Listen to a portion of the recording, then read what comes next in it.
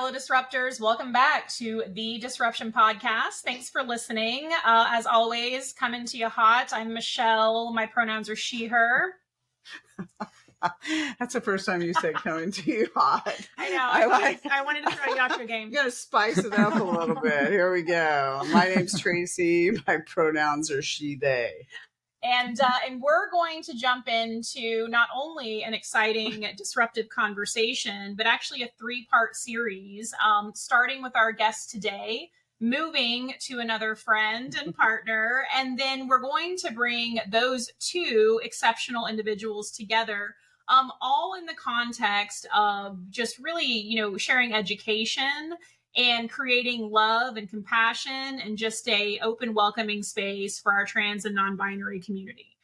So I'm really excited. I know Tracy's really excited about these conversations that are really going to take us on an arc through exploring the personal stories of 2 individuals who are near and dear to us that we've come across in our disruption journey, sharing their disruption journey, and then also, really their vision, mission, their passion, both around what they're doing in support and education with regard to the trans and non-binary community. I know that Tracy and our guests respectively will dig in a lot more to this through the context of our conversation, but I really think it's important even before I jump in and introduce our guest today, who I know is just, waiting patiently on video with us. I want to really set the tone for the conversation today. So I'm going to read off some, I think some very compelling, right, some very startling, frankly, statistics that I think will really frame for everyone listening. And then for, those listening, as you take this conversation into education in your communities and organizations, I want to frame out what these issues really look like. I don't think it's any surprise to anyone listening that, not only is our LGBTQ plus community currently under attack, right? We have seen HRC, I think as little as 3 weeks ago, state that we are in a state of emergency, right, within our community. If you drill down even deeper into those, frankly, who are most impacted in our community, it's our trans and non-binary, brothers, sisters, and people. And so here are a few statistics that I think really frame out that impact, the impact of so much legislation, so much misinformation, right? So much hateful rhetoric that we're hearing and experiencing within the community. Some statistics that set the stage. So 66% of transgender men and 59% of transgender women reported experiencing symptoms of depression within the last year. That's huge, right? Well over that 50% mark, just for living lives and being who they are.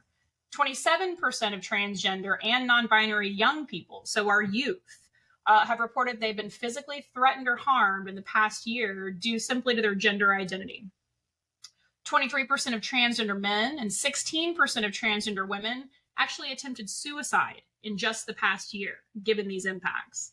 64% of transgender and non-binary young people reported that they have felt discriminated against in the past year, again, due to their gender identity. I mean, these numbers are huge. 15% of LGBTQ plus young people, so again, talking about our youth, have reported being threatened with or subjected to conversion therapy. Now, these stats break down to nearly 1 in 5 transgender and non-binary young people, as opposed to nearly 1 in 10 cisgender young people. On a positive note, as we'll discuss further in these conversations, and as we try to bring, this education and awareness forth to all of our community, I think it's really helpful to understand that in light of these statistics and these significant impacts, LGBTQ young people who have had access to affirming homes, schools, communities, including events and online spaces, have actually reported significantly lower rates of suicide attempts compared to those who did not. So we see real significant impact in how we can, again, create that compassionate care for the community.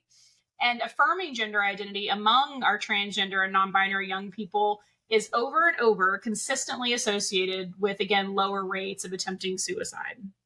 So we'll dig in more. And I know that our guests today and their partner, who we will talk to as well, are going to have a lot more great information for us. So without further ado, I would love to introduce to you Stacy Fatemi. Pronouns are they, them. Stacy is a non-binary trans educator from Albuquerque, New Mexico, so a neighbor of ours here in Arizona. After coming out as trans at the age of 17, Stacy began casually educating others to address a gap in gender knowledge that affected their everyday life. Now, at age 26, which is incredible given how much they've accomplished at, at least relatively speaking, such a young age compared to me, Stacy does transgender trainings and workshops for organizations all around the country, with an added focus on non-binary people and the issues that they face. They do so in the context of an organization that we'll also discuss and really learn a lot more about, called TNET. And before TNET came to be, Stacy did trainings as the first education and outreach program manager for the Transgender Resource Center of New Mexico, and made educational works for the Health Equity Alliance for LGBTQ New Mexicans. They're also an author of Pronouns, What's the Big Deal? An 8-page booklet that discusses the ins and outs of basic linguistic respect towards trans and non-binary folk. When not at work, Stacy can be found making metal, punk, and ambient music with their longtime friend, the 6-string bass guitar. Another way that we love Stacy and everything that they do. So welcome, Stacy. We're so thrilled to have this conversation with you. So thrilled for your willingness to come forward and share with us your personal experience, your disruption journey, and everything you're doing to make this world a better place. Yeah, definitely. Thank you so much for having me here. It's really great to be here, honestly. Awesome. Yeah, we're excited. We're excited to have you here, Stacy. And I just want to go back to, all those statistics too, just to kind of frame that a lot of that's underreported too. We don't really know what those statistics are probably much higher. Because most people don't come forward and they don't report these things. And I also want to touch on, there's a lot of misinformation around suicide. People tend to believe that just because somebody is trans or non-binary, that they're at a higher risk of suicide because of who they are. It's not because of who they are. It's because of how they're being treated and not being in affirming homes, loved unconditionally, accepted unconditionally. And whether you're trans or whether you're straight, when you're in a home, when you're in a situation like that, it can impact you, and you see suicide connected to that. So I just wanted to kind of frame that too, because there's a lot of misinformation that people say, well, it's because you're trans, that's why you're more suicidal. So just wanted to kind of set that straight with some of the misinformation that's out there. Definitely. Yeah, that's something that we try to touch on a lot whenever we do sort of educational works, is that the way we're treated by other people is really what drives us to maladaptive coping mechanisms, and it also puts us at higher rates of victimization for a lot of really terrible things. Yeah. Well, welcome. And, everybody who comes on, I ask them what disruption means to them. So, Stacy, what does disruption mean to you? Disruption to me is basically what we have to do in order to fight for the rights and the recognition that we all deserve as trans, non-binary, queer people. To me, disruption is queerness. Queerness being that we are outside of the norm, that we are proud of it, and that we won't stop pushing until we reach a point of equity, what we deserve as people. Like, if we don't disrupt the status quo, then we're never going to progress. And if this year's shown us anything, it's that we need to progress. Yeah, absolutely. Oh, I love that. I love the connection of disruption to queerness. So yeah, and to progress. I think that's really important. That's right. I mean, it's exactly to your point, the name of the game at this point. I mean, there's no way to get anywhere unless we're moving forward, because certainly, we can't keep moving back. Oh, yeah. All right. So, Stacy, we've had the joy of having several conversations with you. So you're really to get to know you and, as we've discussed in the past, to really bring forward your personal story, which I think is so incredibly important. We talk a lot on the Disruption podcast around the power and the impact, right, of the personal story, and then how our guests, just like you're doing, translate that personal story of disruption into progress, if you will, right, and just greater disruption on this world. And in having that discussion, I think what we'll do today is kind of follow along how you've broken your personal story down into kind of roughly 3 stages, right? Yeah. I think there was kind of this early phase that you talk about where you were about the ages 13 to 17 or so. We'll dig in a little there. we'll look at what your, kind of that period of transformation, transition looks like for you around the ages 17 to 20.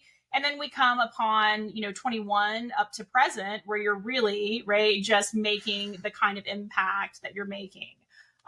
So given a bit of a, kind of a definition around those phases, can you briefly tell us kind of what has defined each of those phases for you? If you had to give them kind of a title, right? Or a kind of a top level impact in those 3 stages.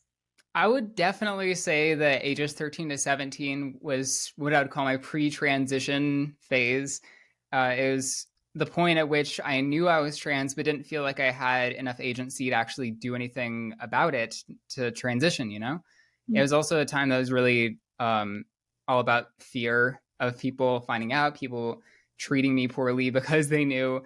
And it was not a fun time. But when it came to ages 17 to 20, that was pretty much when I started my social and physical transitions. And after that point, things really started improving for me. It was a great period of exploration, I would say, because I had so many new experiences. And once I reached age 21, that was a point of settling into my identity, really revising what I knew about myself and making it all the more accurate, to the point where now my gender isn't the biggest part about me in my own mind. And that's really a peaceful time to be in. I love it. I also really am appreciative of this particular conversation, kind of as we set up, right, these phases. Because again, with all the misinformation and misunderstanding that I think we're experiencing right now, it's going to be so helpful to so many individuals, our youth and other individuals, whether in, the midst of these transitions and transformations themselves, or as allies of the community, to really understand, right, again, personally, how that transition has occurred, how it's felt. So we appreciate you. And let's go ahead and dig in. Let's dig into that first phase, kind of that pre-transition phase. Yeah, take us back, Stacy, to that YouTube moment, that seeing that video for the first time that explained LGBT, which was it's expanded beyond that, but at that time, it was there was that YouTube video that came across your journey. Tell us the impact of that and how it helped you move through that period of knowing and being able to express it. Yeah. I keep looking for that YouTube video in my adulthood, but I don't even know if it still exists. But the point is, when I was I guess it was 2010, when I was age 13, I was literally just scrolling down YouTube. I was bored at night. It was just something that I was doing. And I was looking for any interesting video that could catch my eye and maybe alleviate the boredom for just a little bit. There was a video about the acronym LGBT purporting to explain what LGBT means. And I was like, I don't know what that means. I'm going to watch this video. And then I did. LG and B, those are pretty familiar to me. But the T, I was like, really unsure what it meant. By the time they got to that point in the video and defined the word transgender, I was like, oh, so there is a word for it, huh? And all my life up until that point started making a whole lot of sense. So yeah, I saw that and I was like, well, obviously this describes me. Like, it was a pure moment of recognition. Mm-hmm. So the hard part came afterwards, where I didn't really know what else to do with that piece of information that I now had about myself. Mm-hmm. Yeah, and that eventually led to your coming out. And can you define coming out for us and that experience for you? Yeah, coming out is the process of informing someone that you are queer in some way, whether you're gay, lesbian, bisexual, trans, or any other letter in our alphabet soup. Coming out is indeed a process. It's not just a singular event. For me, that first initial singular event was really important. And I talk about my coming out as if it is one singular event because I try to do it to as many people as possible on just one day. Unfortunately, it doesn't always work out that way. You will continually have to come out to all sorts of people you meet throughout the course of your life, if that's what you choose to do. But that is one thing that I did. And that, to me, was the start of my social transition. that period, those 4 years that it took to do that, though, honestly were not great. Mm-hmm. It was just a lot of like trying to stifle this part of myself that I knew existed, that I knew had a name, but I didn't feel like I could adequately express because it was 2010. What was I going to do? I was a child in middle Yeah. school. I didn't know how my parents were going to react if they knew. I didn't know how my peers were going to react if they knew. I didn't know how poorly I'd be treated or how well. I literally had no frame of reference because no one around me was visibly trans. Mm-hmm. Yeah, and I can only imagine how alone that felt. And I think, to a certain extent, I mean, that was very much my experience too, where you feel, and I didn't come out in my youth, but even in my youth when I knew, it was like, who else is in this? Nobody talked about it. You talk about the video. It was great to have that, what you said, that information out there, but what do you do with that information? There was nobody to talk to about it. There was nobody to have conversations with about it. And then when you did start to have conversations, people responded in a certain way. And for me, it wasn't always a positive response. What were those responses like for you? Well, right around sort of when I realized I was trans, I did try coming out to a couple of close friends before, doing anything else. I kind of wanted to test the waters. Mm-hmm. And, I was met with some like decent acceptance. I mean, I really basically just had to tell people what it meant to be trans, like basically relaying the information that I just got from the video. And, sometimes they'd be like, oh, okay, that's cool. I accept you. Sometimes they'd even actually start treating me like not a boy, which is nice. And sometimes, as I got close with other people too, I'd be like, okay, maybe I can just like let this be known to this specific person. And sometimes I would just like, I would tell someone like over a text message because that's how I communicated. Mm-hmm. And they would just never respond again. Mm-hmm.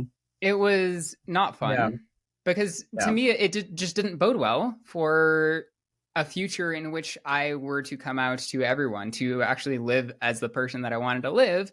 Because even if just a small sliver of people were to reject me in that sort of way, I didn't think that it would actually be feasible to like have a decent social life, to have mental health, to have happiness, and all those good things that you need in order to continue on being a very vivid and authentic person.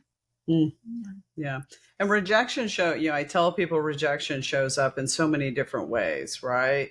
And, people think, well, they don't see that it's just as damaging if somebody responds in a very negative way, but those people who are just disappear, right? Or they might be nice to your face, but you just never hear from them. They're not, that communication goes away. They start to disappear from your life. And that's a very painful experience too, because they try to do it in a very subtle way, but it's not subtle. Everybody we know what's going on when those things are happening.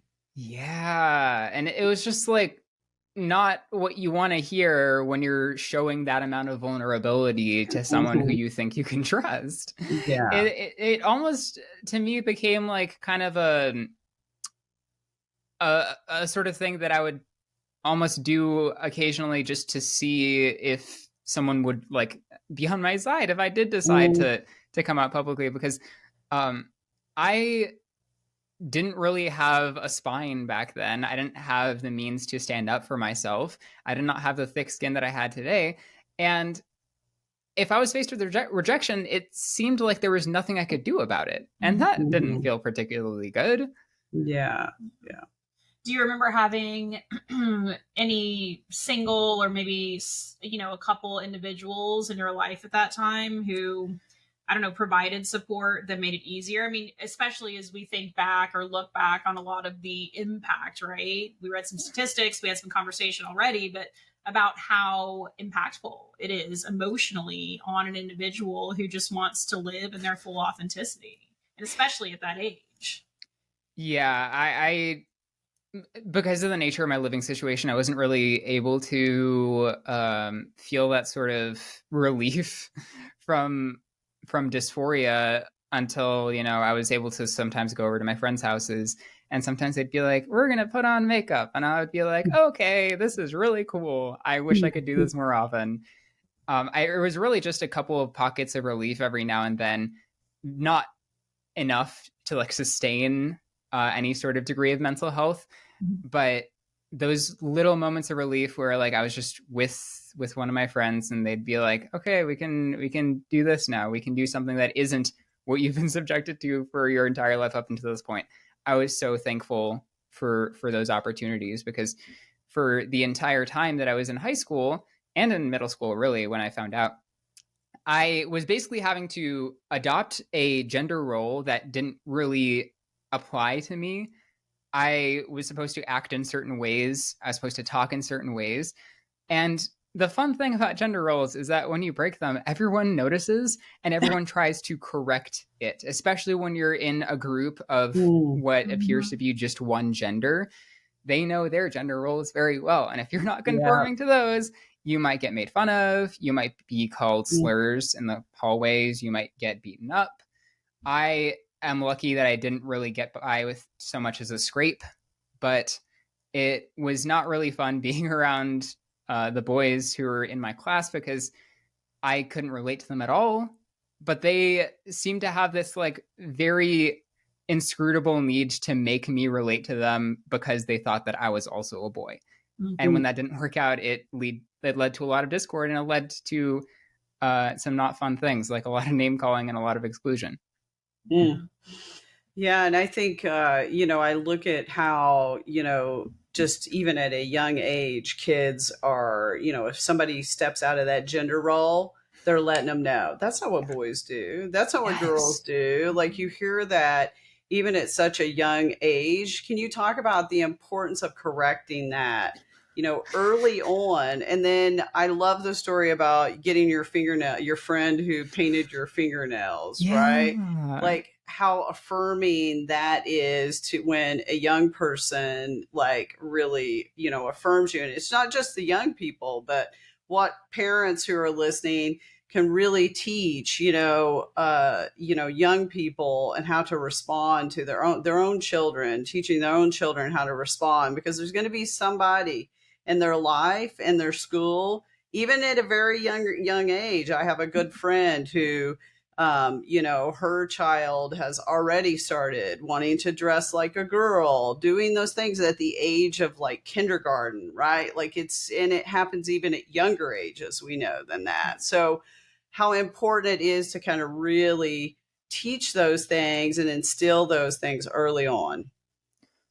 It is so important. It is so important to be exposed to viewpoints about gender that aren't just from the dominant culture, because as the dominant culture in the United States stands, we have very strong and strict expectations for boys and for girls, and for men and for women.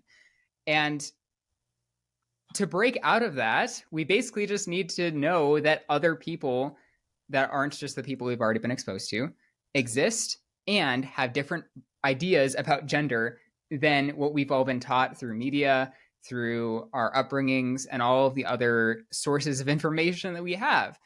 I think that once we take the aggression, take the power out of gender roles, it becomes a lot easier to realize that your gender can be whatever it wants to be. You don't have to wear dresses in order to be a girl. You don't have to wear a suit in order to be a boy. These things, these expectations, aren't inherent to our genders. And we know that because these expectations have changed over time. The fact that boy colors are blue and girl colors are pink that's not always been a fact. I mean, It was not until the 50s, I believe, when the Sears catalog came out with this gigantic reversal at the time of colors. Previously, pink was a masculine color and blue was a feminine color. And that is just one example of many, showing how these expectations have changed over time. The fact that they're different in different cultures is also a really big indication of the fact that these are not inherent to being humans. These are not biological roles. They're roles that we came up with. And if we came up with them, we can change them. And if we can change them, we can also get rid of them entirely if that's what we want to do. So yes, I think it's very, very important in order to sort of break down the ideas that we see in the media to just make all children, and really all adults too, a little bit more comfortable with themselves and expressing who they know themselves to be, and not just a version of themselves that they feel like they should put on just because of the culture they've been exposed to. All right, Stacy. So, could you tell our fellow disruptors, I was going to say fans. our fans, our favorite disruptors, one of our favorite stories that we've heard you tell about the day that your friend offered to paint your nails before you were going shopping, and how that was such a pivotal time for you when it came to, having more of a feminine gender expression, and what, define just what it did for, or tell us what it did for you, but also define for us gender expression and for our audience. Yeah, definitely. That was a wonderful time in my life, honestly. I would be happy to talk about it. Gender expression, for those who don't know, is all of the external perceptible parts about someone that are gendered, that don't have to do necessarily with their body, but are really more of things that people have control over, like your name, your pronoun, the sound of your voice, the sort of language that you use, the way that you walk, the way that you take up space in the subway or not, and all these other spectrums, all this, let me use my words, all these things that come about when we live in a gendered society. We all have a gender expression, whether we like it or not, because we live in a society that genders absolutely everything, including the pace at which you walk, including whether you spread your legs when you're on a subway, including whether your name is what is considered to be masculine or whether it's considered to be feminine, including not just what kind of clothing you wear, but also the cut of said clothing. We have quote unquote unisex clothing, but a lot of it comes from the men's section of a store. And certain cuts of shirts are more feminine than masculine, and so on and so forth. There are so many things that are encapsulated just in that 2-word phrase, gender expression. So for me, when I was growing up, I felt like I had to adopt a gender expression that was not mine. I had to learn how to do things that I didn't want to do, because gender expression is the way we communicate gender information to other people. It doesn't have to coincide 100% or at all, really, with what your gender actually is. It's just called gender expression because most people tend to use gender expression to express their gender. And when I was, 17 years old, I had precious few moments in which I actually was able to express my gender. The time of my life after I graduated high school, I graduated when I was 17. I was not doing good. I was not doing too hot. I was just unbelievably depressed, unbelievably anxious all the time from having to do things that really just hurt my soul to do, like speaking in a really low voice, trying to put on the sort of tough guy persona that really just didn't fit who I am. It was not fun. I didn't even think I would make it to college just a few months later, But I was just standing in line at a concert, as I do. I've gone to shows pretty much my whole teen and adult life. Standing in line, I run into one of my friends. We'll call her Hannah because that's what her name is. We started talking, and we were like, oh, we should hang out. Oh, we should do this. We should do that. And as the days led up to our planned hangout, she was like, hey, by the way, do you want to go shopping? Do you want to get some clothing that you actually want to wear now that you have a little bit of money from this new job that you just got? And I was like, yeah, I have never had this opportunity. I will jump at it. And, before we went shopping, I got to her house. I was like really, really nervous, but also really excited. And she was like, oh, I'll paint your nails. Oh, maybe we can do a little bit of makeup. We can do all sorts of different things that you never had the opportunity to do. I was just absolutely blown away by how that felt, because it was in such great contrast to every other moment of my life up until that point where I just had to suppress everything and had to hide everything. This was the one time where I felt a little bit free. I, just sort of ambled around Kohl's and Forever 21 with my friend, and I'd be like, do you think this shirt would be good? I mean, like, I had no experience in this. I need someone else's opinion. Yeah. But at the end of the day, we got a pretty decent haul. I actually have still one hoodie that I got from that very, very first time we went shopping, which is really surprising because fast fashion does not last. But this one did for a whole 9 years. So that was a really great day. And once it was over and, she helped me take all my nail polish off so my parents wouldn't see, we decided to do it again and again and again. And a couple more times over the course of that summer, we just got together and I was able to put on a feminine gender expression and do the things that I wanted to do. It was unbelievable how freeing that was. How did it feel? I like to talk a lot about, right, how these very significant impacts kind of feel in your body. And you mentioned dysphoria. Certainly you mentioned the mental health struggles that you were really just in the throes of at this point in your life. Like, the more you had these opportunities to live in your authenticity, like, how did that feel for you, Stacy? It was indescribable. It was a complete 180. Like, I approached life with such pessimism. I didn't think I would live to be an adult. I didn't think that this was ever a possibility for me. I didn't think that anyone would ever accept me. I didn't think that I could just do these things, and even if I didn't look exactly the way that I wanted to, that it would just feel more like me. Like, it was complete redefinition of my zeitgeist. It was unbelievable. Like, I felt happy for like the first time in my life, which sounds kind of sad, but that is exactly what it felt like. For the entirety of my childhood, I was either too young to like understand what it meant to be trans, and that was just because I never had it defined until I was the age 13. I definitely would have understood it if I had it defined earlier. Or I knew I was trans and I didn't feel like there was anything I could do about it, which basically led to me just never feeling like a person. I didn't feel like I existed in the same way that all of my peers did. I didn't feel like I had the ability to conform because it wasn't an option.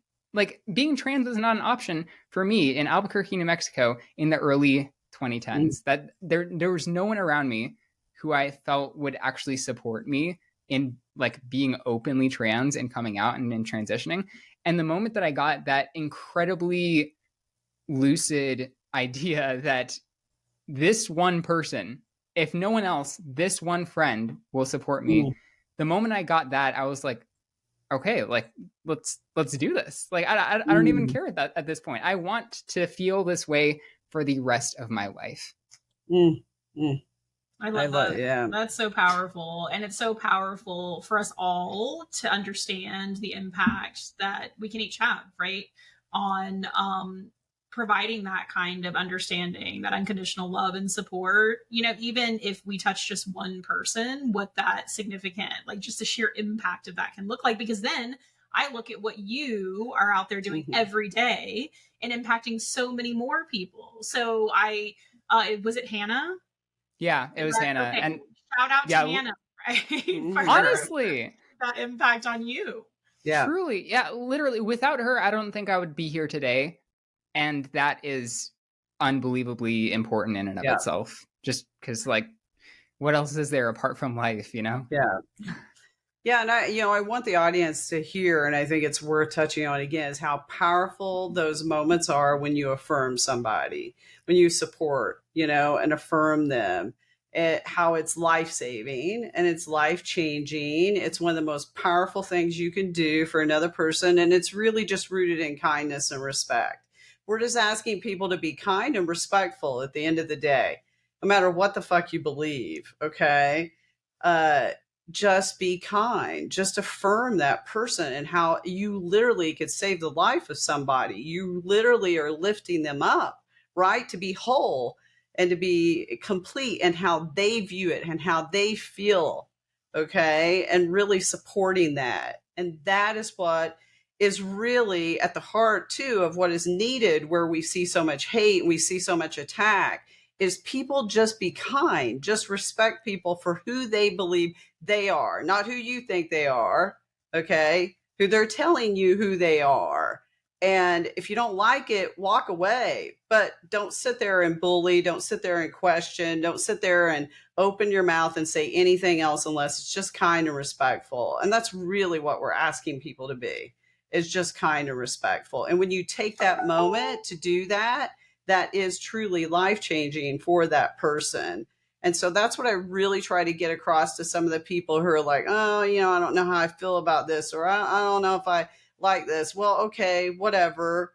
How about you just be kind then? Just be kind and walk away. Just be kind. Yeah. Because by not being kind and not showing respect, you're adversely impacting another human being's life. Right? Yeah. So that's what it comes down to. Exactly. Like I feel like it shouldn't be this hard. It shouldn't be this hard, right? It's not that difficult. It shouldn't be this hard. It's not. Yeah. Well, I think that's, so much where the impact of the personal story comes in. Why is it so easy for people to look at somebody who, chooses to live differently, right? Or lives in a different authenticity, or, has different opinions and ideas about, the idea about gender norms and the gender binary, and think that it has anything to do with them. And I think, it's recognizing that, just Stacy, as you're sharing your personal story, like you were that young person, right? Who didn't have, didn't have that example, who was struggling inside. We're sitting next to those young people every day, right? We're on the streets with them every day. We're interacting with them every day. We don't know, but the kindness that we can show versus the othering that, that I think it's so easy, unfortunately for some people, can have just this significant impact. And we see that in, so many of the stats and underreported stats and that impact, and where you were from an emotional perspective that time in your life. I think this is the point, right, Stacy, where are at this like second kind of transformational phase that we're talking through. So now you're entering university, right? I think this is about the time that you are able, at least as I recall, to live in a female dormitory. And really kind of start right anew in this authenticity that you're living in this space, that you're comfortable in. I think this, though, you were still feeling shy, right? Still struggling with confidence. So like, what was this time period like for you? Because I can only imagine, the potential, right? All the beauty of being able to really go into a new space and who you are. And have people meet that without knowing anything about your past. Yet I can only imagine, right, that in that journey, in that process, you're still kind of internally, maybe emotionally, in certain spaces that are hard to let go and hard to get out of. Yeah, that's 100% correct. It was really difficult. Honestly, I don't think I would have been able to like get started otherwise if I didn't have that push from my friend. But that one push made everything better. It made everything a little bit more optimistic, but I still felt like I was so inexperienced. I didn't really know what it meant to be like, to live as a woman, Mm-hmm. I didn't know what it was like. And, I was like trying to figure all my stuff out. I was trying to figure out how to carry myself in a way that I actually felt decent in, trying to figure out how to disabuse myself of all of the behaviors that I'd learned to try to keep myself safe when I was pretending to be a boy. It was a pretty strange time. I'm not going to lie. It did help a little bit when I came out to everyone. I literally just made a Facebook post that said, "Hey, I'm transgender. This is what it means. And if you don't like it, you can unfriend me." And no one really did. I mean, like only a couple people didn't really get it. But that outpouring of support was like, oh, hey, maybe I was making a little bit of this up. Maybe I wasn't. But honestly, it's kind of great that my friends support me. And that gave me a little bit more confidence. But still, when I lived in the dorms, I graduated when I was 17. I graduated a year early. So a lot of the people who I had been going to high school with were not with me in college. Something you got to know about Albuquerque, New Mexico, and about New Mexico in general, is that we don't leave. It's called the land of enchantment, but we call it the land of entrapment because everyone who tries to leave cannot. So if you go to the University of New Mexico, you will find that 90% of the other people who go there are from central New Mexico. If not Albuquerque, then the outlying towns. Amazing. It's a very small High place. school part 2. Exactly. It's like high school all-stars. Like everyone that you know, oh, hey, that person from that other high school is now in my biology class, you know? It's very strange and very interesting. But the point is, like, even those who went to the same high school as me, I don't really know that well. I was basically just trying to make a whole bunch of new friends. And as it turns out, a lot of those people who live in the dorms live there because they're not from here. So I ended up making a lot of friends from that 10% of people who are actually from out of state.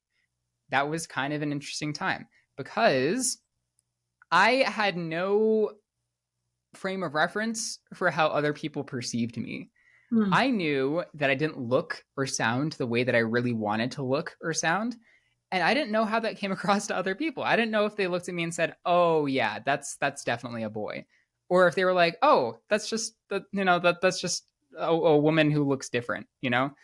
I also really wasn't, when I was meeting new people, I wasn't really forthcoming with the idea that I'm trans, especially because it was still like mid 2014. Caitlyn Jenner had not yet come out and the word transgender was still not in the public consciousness. So I didn't know exactly what to do. I just felt like if I'm going to make friends with this person, we're just going to do friend stuff. We're just going to talk about things that aren't this and it'll be all good. But, you know, at that point in my life, because I was still 17, I could not access estrogen. I could not take hormone therapy, which I really wanted to do, because I didn't have my parents' consent because, well, I basically waited as long as I could to not tell them. And I knew that it wouldn't really be something that they would agree to very readily. And I was like, okay, you know, my birthday's in February. That's not too long of a wait from August to February. And it was a really long wait, as it turns out. Once you're at the cusp of it, once it's just barely within your reach, you're like, oh gosh, I cannot wait for this day to occur. I cannot wait for me to feel the way that I've been needing to feel for so long. There's that social component. You know, I came out, I adopted a different gender expression. I lived amongst women, but the physical side really was something that I have been deeply needing for basically the entire time I've been alive. That was difficult to wait for sure. Yeah. Well, you're definitely touching on it. It's often misunderstood, and that's gender affirming care. So let's talk about that, how important it is. And you talked about how as soon as you turned 18, I think you had a doctor's appointment the day after, or it was the day of or the day after. And you can tell that story. But tell us about the process that you went through. How was that first appointment? What was that like? Even getting the appointment was tricky because I didn't know who to get the appointment with. I knew one or two other trans people at the time because as I, you know, came out to everyone, word got around just enough for me to get to know one or two other trans people, other trans feminine people, you know, people who were like me.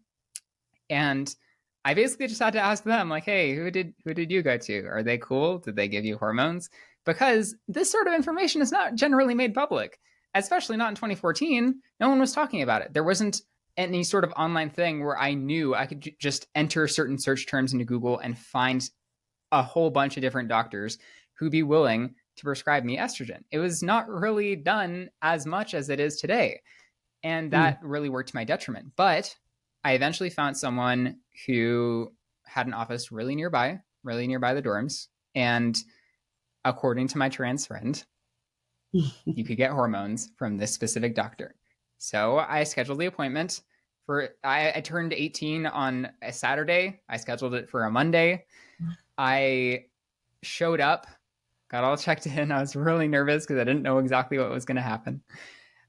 And basically all that happened is, you know, the doctor got to know me just a tiny bit. But the main part of it was basically just me saying, hey, I want estrogen. And the doctor was like, oh, okay. And they just gave me this whole big packet that said, you are about to take estrogen. This is what you might be able to expect. These are some of the side effects. If you smoke, it might not be very good for you. If you've ever had a blood clot, you might not want to do this. And then I basically just read through the whole packet. I signed it. I handed it back. And then the doctor was like, okay, we're going to draw some blood. We're going to get some labs, which they need to do in order to establish your baseline levels of hormones. Very important stuff. Labs took forever, as things do when you're on the cusp of something amazing. But in March, I think March 21st was the day that the doctor got in touch and said, hey, we just sent the prescription over to the pharmacy. You can go ahead and pick it up. I rushed on over. I dropped everything that I was doing at the time. I went over, got the prescription. I don't think I'd ever actually filled a prescription before because I never had to take medication before then. So I didn't know exactly what I was doing, but I figured it out, I got home back to my dorms, and I basically just beholded this little pill bottle of these little 30 blue pills and these other like round yellow pills that are like anti-androgens. And I just held them in my hand and I was like, this is it. This is the moment I've been waiting for. And all I have to do is take it. And then I took the pills. And then I just I already felt change just after I swallowed them. Hormones do not work that quickly. But I was like, oh, I'm a completely different person. I feel so much better knowing that these hormones are coursing through my veins. They weren't. They were in my stomach still. But you get the point. I bet. I mean, can you still put yourself back in that moment? Do you still feel that, just like you're describing? It's like I can feel what that felt like for you almost. Yeah, it was incredible. I remember exactly where I was sitting. I remember I was facing the window, and I was just like, the afternoon light was kind of just filtering through the blinds, and I was like, this is it. This is the time in my life where I feel like everything is going to change, and my new life will truly begin. Yeah. What were the physical changes like that? How did you experience that? What did it feel like as you continued to take it? Yeah, there were so many. And I literally, when I was preparing for this episode, I had to look back at old things that I'd written about this because I even forgot some of these things that had happened. Because, it's been, 8 years? I've forgotten a lot of these things. And looking back, it's like, oh yeah, all of these things were kind of new and novel to me at the time. Well, my emotions immediately were thrown kind of out of whack because I had never had that much estrogen in my body before. Mm-hmm. It takes a little bit of getting used to, it doesn't matter whether you're taking estrogen or testosterone. Your emotions might get thrown off just a little bit. Mine certainly were. I actually unlocked some new emotions that I'd never previously been able to feel. I got angry for the first time in my life. Up until that point, I literally only had the ability to feel frustration, but not anger. I was driving on the highway one day and I got my very first bout of road rage. And I was very impressed that even happened. I'd never felt that before, but I also felt, really happy too. I really felt almost energetic, bubbly, and that was pretty cool. It took a really long time to learn how to manage emotions because I was actually having them, but that was probably the first thing that I noticed. Also, really soon after I started taking hormones, I noticed that my breasts started to grow, that I actually started growing breasts at all. And I also noticed that it was really painful at the start, which talking to other people, especially cis women, they're like, oh yeah, do you remember way back in puberty when you were 11 and your boobs really hurt because they were growing for the first time? Yeah, that was me when I was 18. So that was pretty cool. It was really great because I'd always wanted breasts. I just never had the opportunity to have them up until that point. And, as they grow, it takes years, but I was really happy about that. I had also been shaving pretty much my entire body almost daily. I'm Persian. I have body hair. It grows really fast. It grows really dark. And I had a really hard time shaving my whole body because, as it turns out, testosterone and estrogen affect your hair follicles differently. And when I was on estrogen for longer and longer, I noticed that it became way easier to shave when I asked my doctor about it, I basically got the response of, oh yeah, your follicles, they're different now, and that it might be easier to shave. And I was like, no, I never would have known that. No one tells you this. Like I was just, if I had just seen the light at the end of the tunnel with me and my razor and my shaving cream, it would just made everything so much more bearable. I also got like way less strong. I was actually in a weightlifting class in high school my senior year. It was my last ditch attempt to sort of conform to a masculine gender role. So I had pretty strong arms. I was very much ripped. I was not so after a little bit of time on estrogen, because as it turns out, estrogen converts muscle into fat. The fun unintended side effect of this, though, is that the longer I was on estrogen, the more that people would be like, hey, can I carry that for you? Oh, let me get that for you. So it kind of worked out. My face started looking different. I don't even really know how to describe it. I think it was just a redistribution of the fat, but I feel like my face got a little bit rounder. My jaw looked a little less square because of the way that the fat had reorganized itself. I also got a little bit I got some hips, which was really nice, very gender affirming. Unfortunately, my hair got less curly. It was one of my sources of pride and joy when I was pre-transition that my hair was just this incredible mop full of these really tight coiled curls that were always really easy to maintain. But, as I went on estrogen for longer and longer, my hair got a little bit more wavy, and I'm still a little bit sad about it. Yeah. I actually had a complete reduction in body odor. Like I literally just stopped smelling like anything, which was really nice for a really long time until I started smelling like stuff again.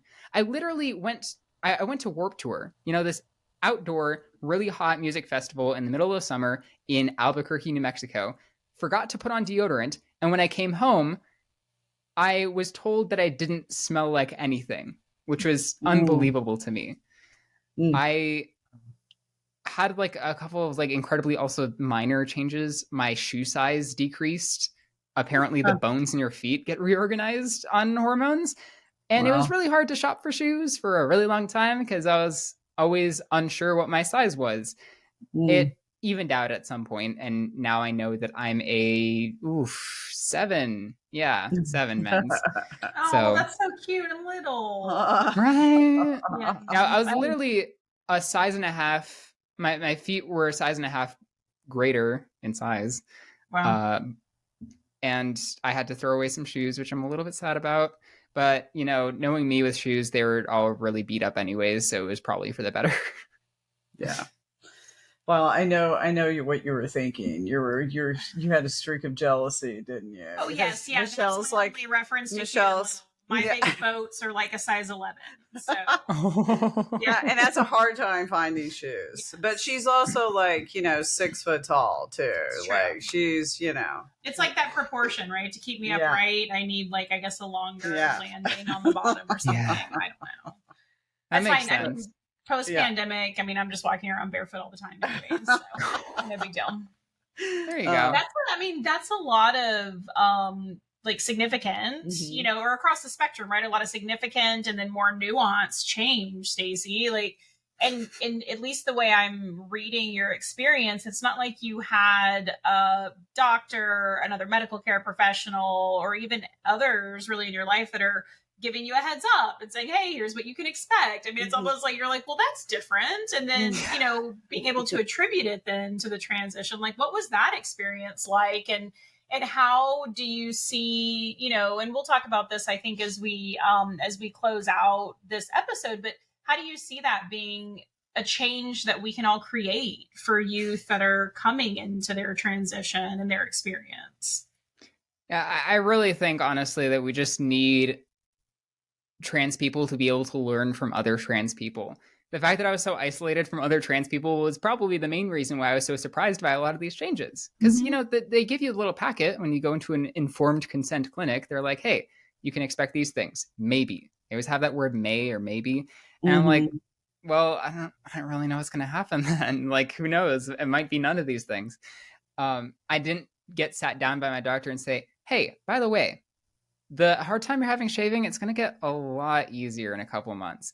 Oh, and it's going to hurt. Your breasts are going to hurt when they're coming in. That's normal.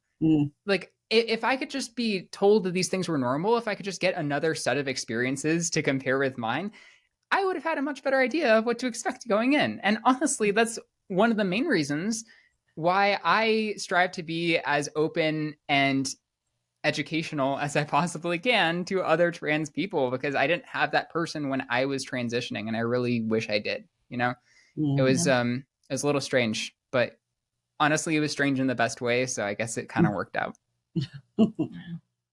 I've certainly had other experiences in my life where it just seems like a real detriment when we don't talk about some of the difficult things, right? Or some of some of the ways that we can all just be impacted as humans in certain spaces or trying for certain things.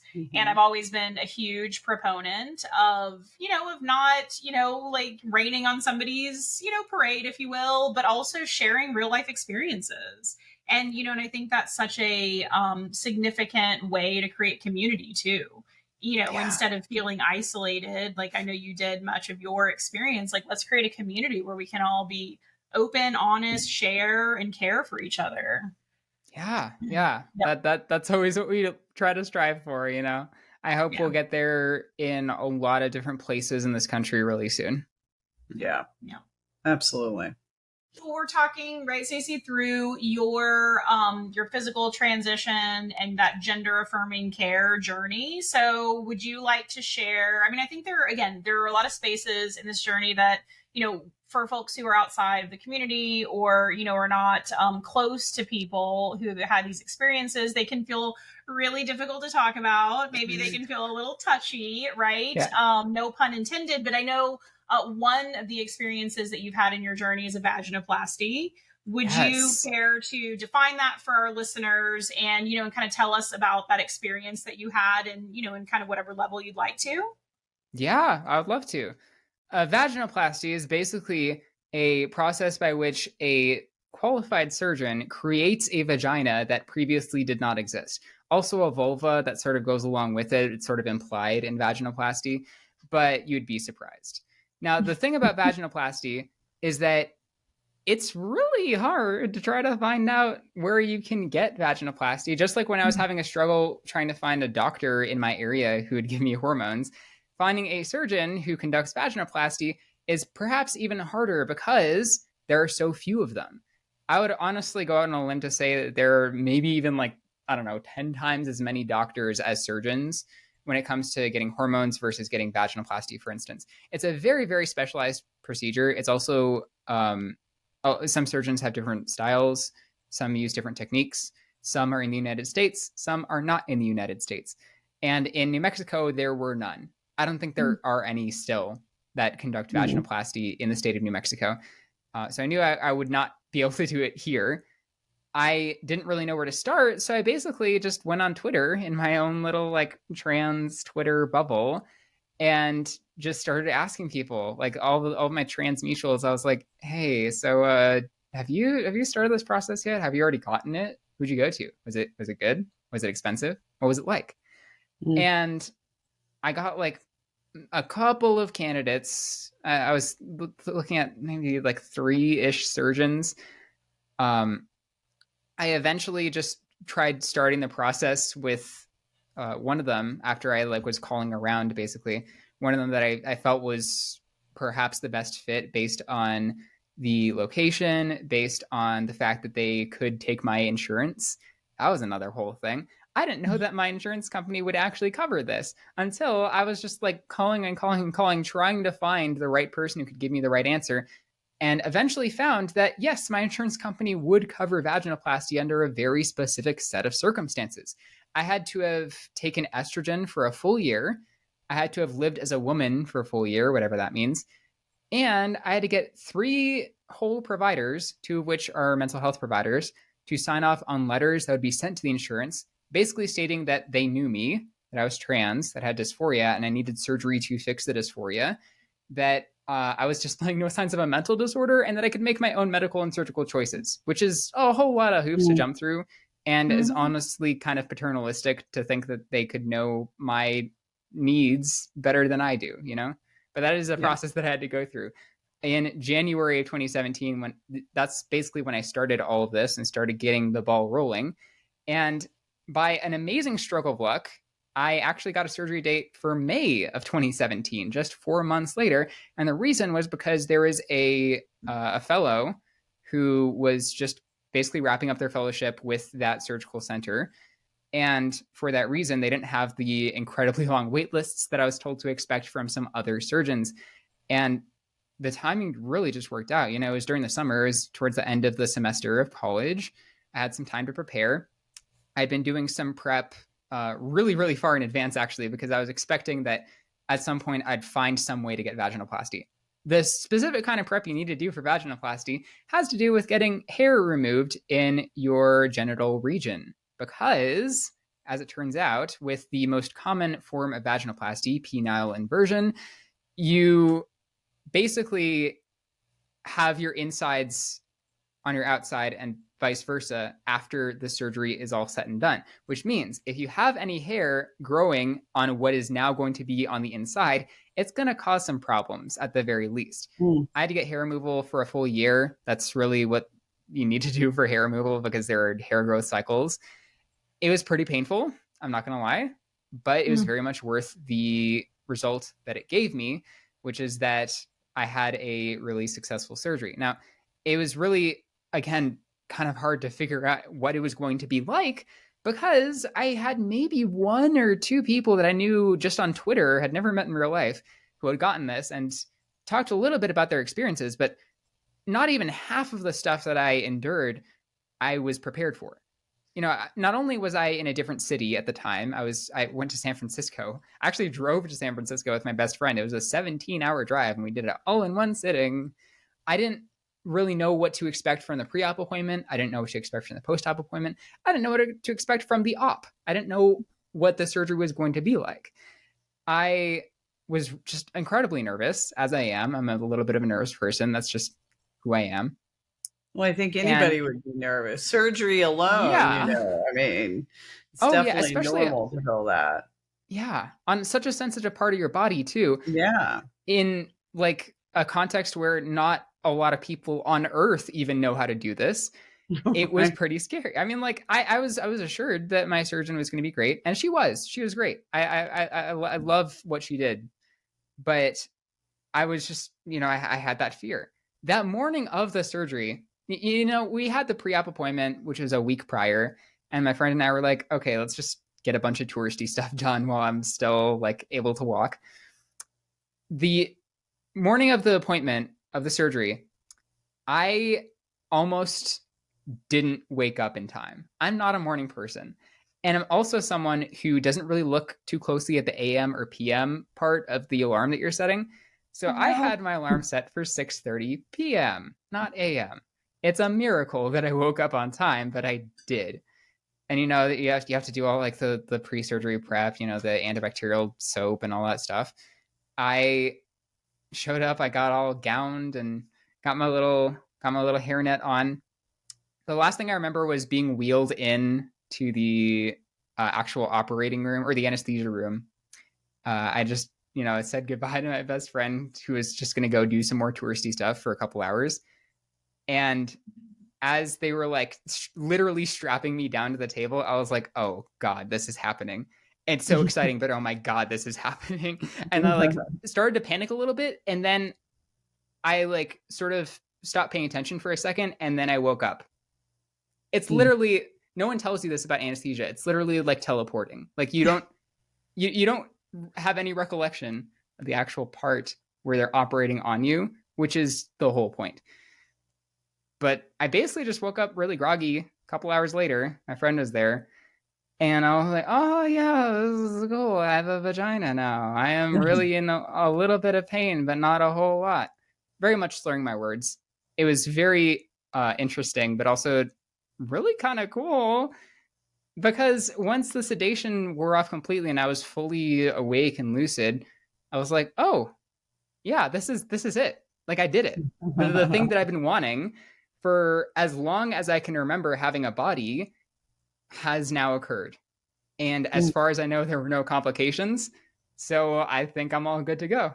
And I pretty much was. I mean, I won't discount how unbelievably painful it was once the anesthesia fully wore off. That was literally the most pain I've ever been in my entire life. Some people have different experiences. I definitely got the short end of the stick. And that first full day was just unbearable. I was crying. I was, basically I'd had the most sensitive part of my body completely rearranged. And it takes a lot of the nerves reconnecting, a lot of getting used to, and just a lot of healing to take place before it becomes truly pain-free, I really did come away with it with a really sick pain tolerance, but it was pretty harrowing the first few days. I can't imagine. But I think, it sounds like an amazing point in your journey. Was it like an immediate feeling of, again, coming into yourself and being exactly who you had wanted to be? Or did that take some time too on that emotional side of the journey? It did feel pretty immediate, honestly. I'd always known exactly basically what my body should look like in my own mind. And once it did, I was like, okay, yeah, that's good. I'm good now. Like I stopped feeling that sensation of physical dysphoria that had been plaguing me for the past 20 years, It was really, really nice. It was really painful, but it was also really, really nice. And I was really impatient too. You have the whole packing and the entire mess of stuff that they use to try to sew everything together and make sure that nothing goes the way it shouldn't go. It took like 2, maybe 3 weeks for me to actually be able to lay eyes on the new part of my body that had just been created. But once I did, I was like, oh yeah, that's on me. That is part of me now. Yeah. Who would have thought? I love it. I love it. So at this point, you have a vagina. So yes. That's awesome. I think this was also though around the time when you're analyzing your gender even further. And maybe you can help our fellow disruptors understand some of the tools that you found that I think really helped you feel comfortable and around the gender triangle and kind of maybe the definition or the space of being non-binary. What did that look like for you? Yeah, so that's kind of interesting. I had basically been under the very strong conviction for most of my life that I am a woman.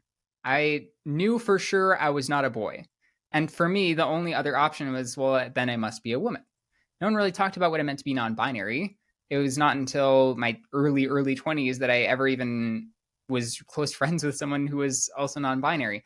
And once that physical part of my dysphoria had been fully addressed, once I felt like I was at peace with my body, I had just so much more mental energy to actually think about my own gender once I didn't have that constantly hanging over my head, And it was kind of weird because as once I got back to Albuquerque, once I was quote unquote fully healed and started to just work again, started to go to college again, I suddenly, or perhaps not so suddenly, it was a gradual thing.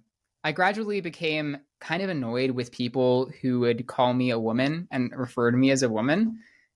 And I didn't know why. I just thought, well, maybe it's probably because I don't want to be stereotyped. Maybe because I don't want to be like the image of a woman that they have in their mind.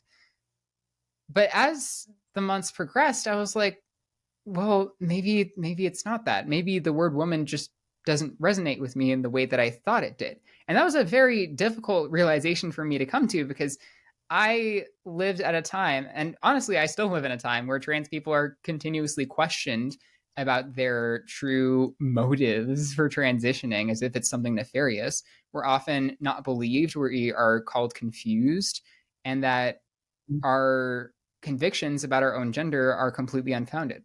So part of it that sort of stifled my own gender exploration was I don't want people to look at me and be like, I knew it. They're just a confused man, Mm-hmm. But really being surrounded by other non-binary people, I basically just got to know their experiences a little more, how they found out that they were non-binary. And one of my friends, I don't remember who, suggested that I fill out this thing called the gender triangle. It's an incredibly simplistic view of how gender might be put on a spectrum. You had the points on the triangle labeled as man, woman, and agender, that is without gender. And they're like, well, you can just put a point. put a little point on the triangle where you think you are in terms of your gender. And I did. It was pretty close to woman or female or however it was labeled. But as I started thinking a little bit more and started becoming a little bit more comfortable with the idea of me perhaps not being a woman, I started drawing lines. And I started drawing little polygons. And I was like, maybe my gender encompasses more than just a single point on this little chart. Eventually, I came to the point where I actually felt sort of comfortable being addressed by a different pronoun. I at least wanted to try it out. I'd been using she, her for the entire time that I'd been transitioning, that is, up until that point. So I basically just made a little tweet. I was very active on Twitter. I made a little tweet and told my friends, hey, when you address me, at least for the next 2 weeks, please use they, them instead of she, her. I wanted to see how it felt. That was basically it. I think getting to try on pronouns and getting to try on names is a really important part of gender exploration. And luckily, my friends obliged in a way that was really nice. I got to hang out with groups of my friends. And as pronouns are third person things, you don't hear them when someone's talking directly to you. You hear them when someone's referring to you to another person. And when I heard people say they, them, suddenly this discord in my mind started being alleviated. And I was like, why does they, them feel better than she, her? I, at the time had really strong associations with certain pronouns being of certain genders. And I was like, I think it feels better because I'm actually non-binary. And within a couple of weeks of that happening, I was like, okay, look, everyone, I know I just came out as a trans woman like 3 years ago, but I know it for sure this time. And I'm definitely non-binary. And then, because at that point I'd completely entrenched myself in trans Twitter and all of my real life friends were also trans, it was completely uneventful. They were just like, oh yeah, cool, good to know. And that was it. That was honestly pretty nice. And as I realized I was non-binary, I'm like, okay, I feel like I have a little bit more freedom with my gender expression because I don't feel like I'm stifled anymore by gender roles, because what roles are there for non-binary people? We haven't come up with them yet. I was able to put on some different clothing, some actually old clothing from my pre-transition days, and feel sort of decent in it because I knew who I was for sure at that time. And I knew that since I had revised my understanding of myself, I could truly move to a place where I was completely comfortable with all aspects of myself, not just my body. And that was pretty great. I'm not going to lie. It was pretty cool. Love it. Well, having this experience, your journey that you had, how could you, if you could go back or if you could tell somebody today, what would you tell them? How would you tell them to, better support people who are going through this themselves and experiencing this? And how could you have been better supported during that time? What would you say to those folks? I would definitely say that if you have the wonderful privilege of being able to support a loved one through a transition, if you have the wonderful privilege of having someone come out to you as trans, first of all, thank them, because coming out to someone is an act of trust. It's either that or it's an act of not being able to stand it anymore. And for the most part, if it's someone you love who loves you, it's because they trust you enough with that piece of information that they might have been holding on to for a really long time. So please always thank them first. I'd also say if someone comes out to you, ask if they'd like you to use a different name for them or a different pronoun for them when talking to certain people in certain contexts. It's really important that they don't lose control of the narrative, and they might say, hey, at this time, maybe just with you and this other close friend we have, you can just use this other set of pronouns. And you can say, okay, and then do it. I also think that doing something called matching our temperature is really good when we're giving you really important news. When I say match our temperature, I use this fun little analogy I came up with called coffee or ice cream. So the way that someone tells you big news, especially if it's like that they're trans, the way that they do that is actually generally pretty indicative of how you should respond. So if they're fired up and jittery like coffee, getting really excited about what they're talking about, then get excited with them. Like you can gush, you can talk at length about it. But if they're just playing it cool, short and sweet like ice cream, you can just say, okay, I understand. Ask that question about whether they want to use a different name or pronoun and be like, okay, that's all good. Thanks for telling me. It's a really nice way to make sure that people don't feel overwhelmed or underwhelmed by your reaction, especially if it's like the first time they're coming out to someone in real life. Yeah.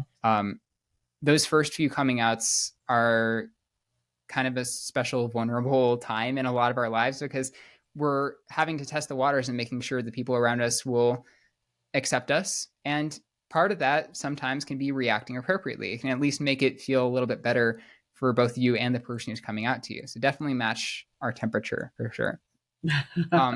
I also think that if you have the ability to be the person that Hannah was for me, if you have the ability to like help them out with gender specific stuff, like be like, oh, hey, we can go ahead and do this fun activity that's very feminine or this fun activity that's very masculine. I think it's really great just because people are often really deprived of these experiences, and knowing that they can share those experiences with someone of their same or similar gender is a really fantastic thing. I'd also say don't make it about you, because really it's not always about you. It sounds kind of mean to say it in that way, but a lot of the times when we're getting up the guts to actually come out and tell someone this incredibly important and personal thing about us, we're like really just looking for clues that it's okay that we're doing this, and that these anxieties we've had that it's going to come out terribly are completely unfounded, you know? But a lot of the times some people will say, oh no, it's going to take me so long to adjust. Oh, I don't know how this will affect me. I don't know how this will affect my relationship with you, regardless of whether it's a romantic or platonic relationship. It's not really what we want to hear. We oftentimes, again, I've been struggling for years behind the scenes, not telling anyone. And we really just need to feel that initial piece of acceptance. I mean, if you really want to talk about it later on, you can. But honestly, in my experience, it's not that hard to be someone who's being come out to. Like being on the other end of it generally is not something that requires a lot of anguish and work on your part. But that's just my experience, you know? I think my experience in realizing I'm non-binary has also made me want to recommend that you don't put people in boxes. When I first came out as a trans woman, a lot of my friends were like, oh, well, now that you're telling people you're a woman, we can do these very womanly things. And at that time, like that sort of support is what I needed because I was so deprived of the experience. But I also recognize now in my adulthood that a woman can do anything. A woman can look any way, can do any activity, and doesn't have to conform to the dress wearing, housekeeping sort of ideals that we've sculpted in this country, you know? Also, it's just really good to recognize that people can change too. I, in the eyes of some people, have quote unquote detransitioned. I really just think of it as a revision of what I knew to be correct when I realized I was non-binary as opposed to being a trans woman, you know? But there are also people who consider their gender to have changed over time. And that's something that I also think people should respect as well. Yeah. I think that it's great to not get too into the invasive questions, especially if it's someone you don't really know that well, especially if you're like, oh, that person looks trans, I want to ask them about this. We get those questions all the time by all sorts of people in all sorts of contexts. And I promise you that you do not need to know that stranger's genital configuration. It is not important to you being in line getting a corn dog. It is not important. Yeah, that's right. That is absolutely right. Yeah. And honestly, the last thing that I'd recommend is for people to get educated. The fact that this podcast episode is being listened to is a great first step. Getting to know my experience is really cool. You'll get to know my business partner, Charlie's experience in the next episode. But if you really want to deepen your understanding, all you have to do is go to our little website, transeducation.net, and schedule a training for your workplace or even just for your friend group. We have a whole bunch of different trainings that we do all the time for all sorts of people, where you can just learn everything you would possibly need to know about transness in a very vivid and fun way. I honestly think that leaving it up to the professionals is the best bet. Google is not what it used to be. And if you're getting your information from a trans person, you at least have the assurance that that information is accurate and true to that person's experience, which I think makes all the difference. When you're educated, you can truly become liberated from the ideas that have been put upon you by all these different forces within our society. And that is really great because it leads to a whole lot of good stuff coming towards trans people and other marginalized communities that you might learn about. Yeah. No, that's all great advice. And thank you for sharing that. You're such a wonderful educator for the trans and non-binary community, for the public in general. And I think, thanks for calling that out, that, people can go to your website and can schedule trainings, set up trainings. And it is important that you're getting trainings from people who are a part of that experience, but also educated, informed, because there is so much misinformation out there. And I think also, it's so important to have these conversations. First of all, thank you for your courage to come on and talk about these things, because it's very understandable that you talk about it all the time. It comes with sometimes scrutiny, a lot of times scrutiny, criticism, all of those things. You put yourself in a position that is, can have negative consequences. So the fact that you have the courage to come on and that you care so deeply about this to help other people, not only other people like you, but other people that just need to hear this message, is so important. So thank you so much for your courage. And I think it's also just like that YouTube video, we put out a lot of information. Are there other resources that you would recommend for anybody who's listening, whether, there's somebody who's going through a similar experience, or they're, folks outside of just your website, but just information that you would, direct people to? I would definitely say if you want to just get to know trans issues by themselves a little bit better, if that's your main focus, transequality.org has a lot of really fantastic articles that can really get you up to speed when it comes to the state of affairs today for trans people in the United States. They also have a fun little tool where you can learn all the different local and state laws for changing your birth certificate, updating your driver's license, getting your name changed, and all that sort of stuff, as well as how to update your gender and your name on your passport. Very useful for trans folks. I would also say if you are a trans person yourself and you just want to feel a little bit more connected with the community, you want to find other people like you, finding a support group in your area can be really fantastic. They aren't always in person. Now that the pandemic has happened, a lot of them are online, which is a lot more accessible for a lot of people. And when you're just surrounded with people who are like you, a whole world opens up to you that was previously unseen, and it can really make a huge difference. Yeah. Well, that is great information and really good resources. So thank you, Stacy, for that. We'll be sure to put links to those resources and to Stacy's socials and information in our show notes. As Stacy, in their educator prowess, has already told us, we're going to have conversation with their business partner, Charlie. So stay tuned for that episode. And then we're going to have Stacy and Charlie partner together as TNET to provide some, what I think we've all referred to as kind of that Trans 101 training, really getting everybody educated and aligned on a real good baseline so we can move forward in this community of care and compassion. So we appreciate this conversation so much with you, Stacy, and certainly we appreciate all of our fellow disruptors listening in. For this conversation, for the conversation with Charlie that is upcoming, and then for both of these amazing educators, continue to listen to us wherever you find your podcasts. We're on Apple, Google, Spotify, YouTube, and everywhere else that you get that podcasting platform. And if you liked what you heard today, or you're just a fan in general, feel free to give us a shout out. 5-star reviews are always lovely. And in addition to hearing what we're doing great that you enjoy, let us know if you think there's anything we can all do better so that we can continue to deliver really awesome guests like Stacy and also impactful conversations that really allow all of us to move forward in our disruptive nature.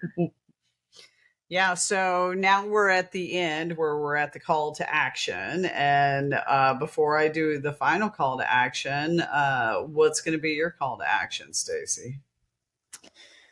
Be nice, be kind to people. It doesn't take a whole lot of energy. And when you're kind to someone who really needs it, like my friend was for me, you can make a massive difference in someone's life. That's it. Just be nice. Be love kind. it. I love it. I love it. Well, and where can we find your music? Ooh, great question. Ooh. You know, it's been a minute since I recorded, but okay. I actually have. I did a lot of bass covers when I was growing up on YouTube. If you search my name, Stacy Fatemi, you will find my YouTube channel. I also used to post